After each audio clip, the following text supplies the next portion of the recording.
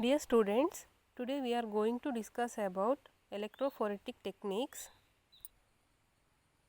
First, let us move on to the introduction of electrophoresis. So, electrophoresis is a suppression technique that is based on the movement of charged particles in an electric field.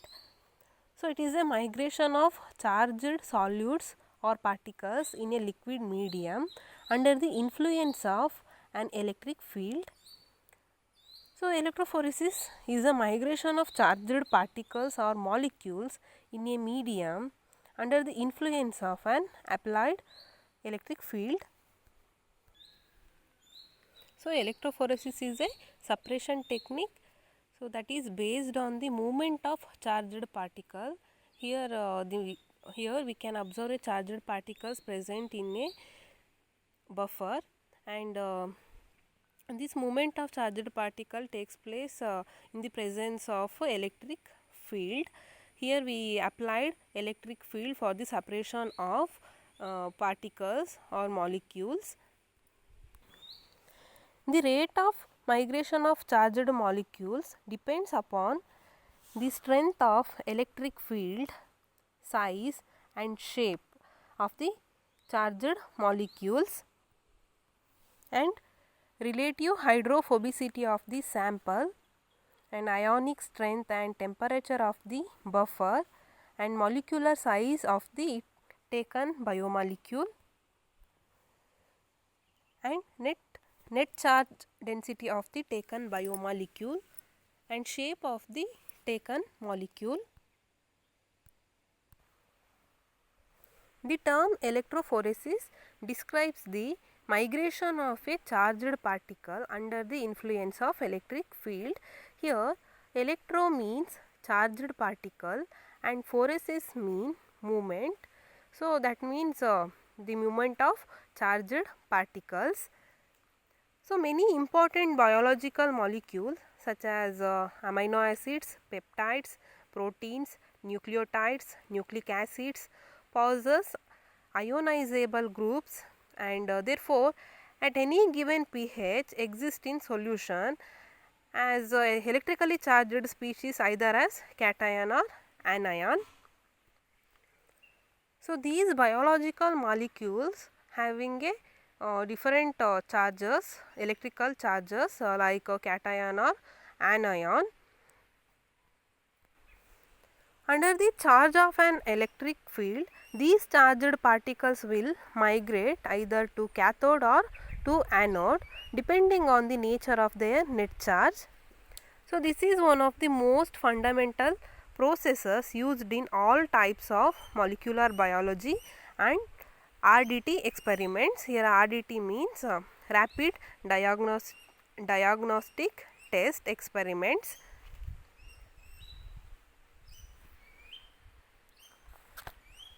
In the process of electrophoresis, large molecules have more difficulty in moving through the supporting medium, whereas the smaller medium has more mobility through it.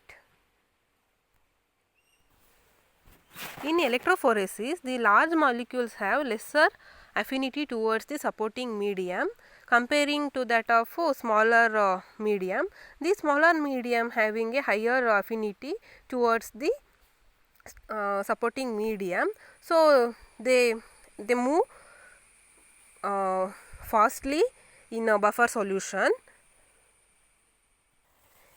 The main aim of electrophoresis includes to determine the number, amount and mobility of components in a given sample or to separate them, and to obtain information about the electrical double layer surrounding the particles, and determination of molecular weight of proteins and DNA sequencing.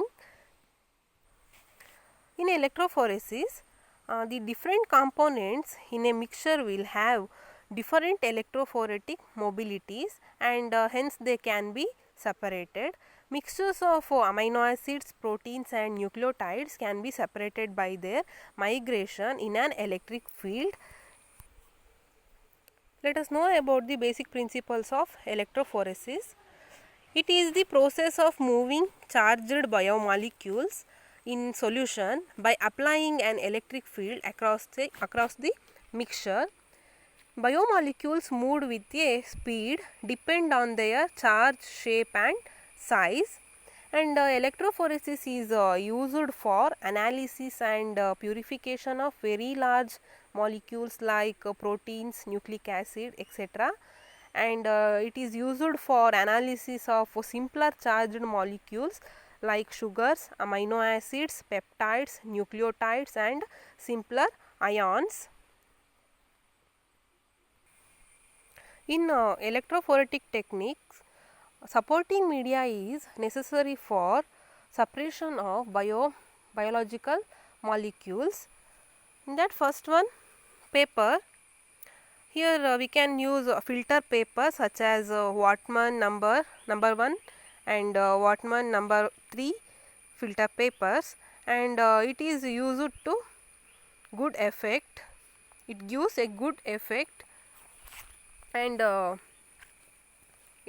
it having a poor conductor of electricity, absorbate proteins, non-transparent, poor resolution. It shows poor resolution comparing to other supporting media. And next one is cellulose acetate. These cellulose acetate shows some characters like it containing 2 to 3 acetyl groups, and it give sharper bands, and it is more easily rendered transparent, and it has a low solvent capacity, and which enhancing the resolution, and tailing of bands, poor resolution, and it shows non-absorbing.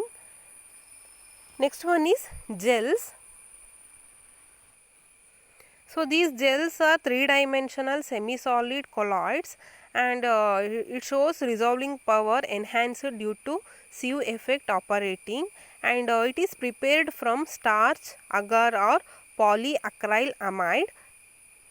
Next, starch.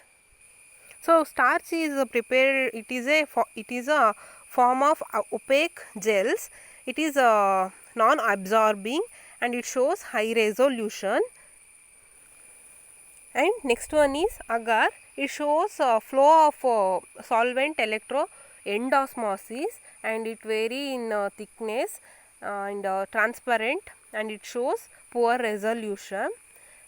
And next one is polyacrylamide. It is stable, and it is non-reactive and highly transparent. And next one, agarose. It is highly transparent, porous, high. It shows high resolution, and it used for yeast preparation. High resolution yeast preparation.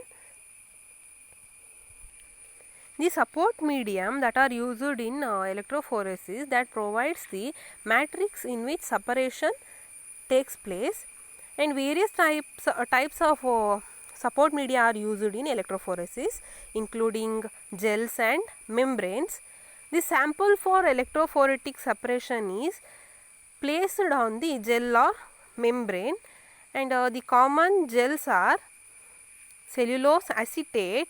It is formed by a chemical reaction of cellulose with acetic anhydride, and some other common gels are agarose and polyacrylamide. And cellulose requires soaking before sample application and a clearing step for detection of separated solutes or bands. And next one, agarose gel. Agarose gel is therefore used more often than cellulose acetate for clinical electrophoresis, because it does not require these steps like soaking of sample, and these gels are formed into sheets or slabs or inserted into column or tubes. The gel can be positioned horizontally or vertically.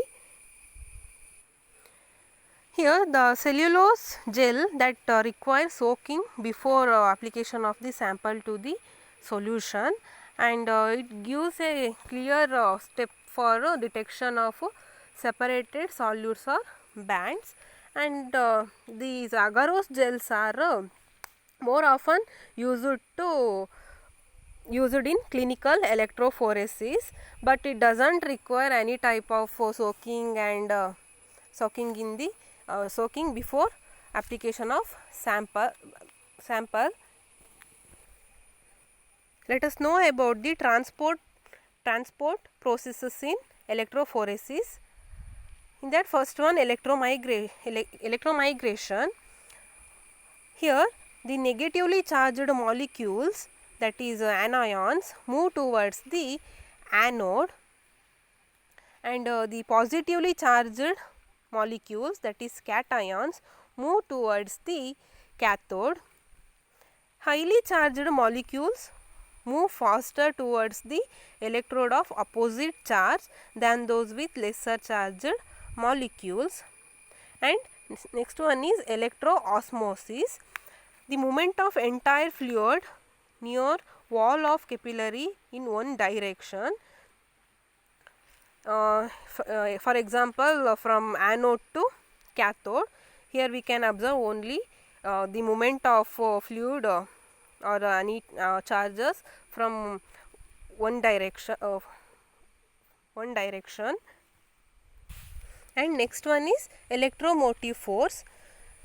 Electrophoresis is based on electromotive force, that is used to push or pull the molecules through the gel matrix. By placing the mixture of molecules in wells in the gel and applying an electric current, the molecules will migrate through the matrix. The separated molecules take directions based on the total electric charges. Let us know about the apparatus that are used in electrophoresis. So, it consists of buffer tank that used to hold the buffer and electrodes. These electrodes are made of platinum or carbon, and power supply and support media. So, the buffers that provides ions in solution for electrical conductivity, and it prevents the pH changing.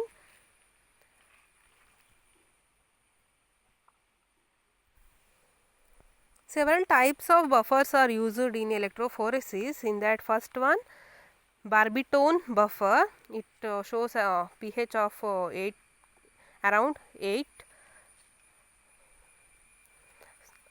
So, it is it used for serum protein separation, and it shows poor resolution, and it is a weak buffer. Next, phosphate buffer, and it having a pH around 7.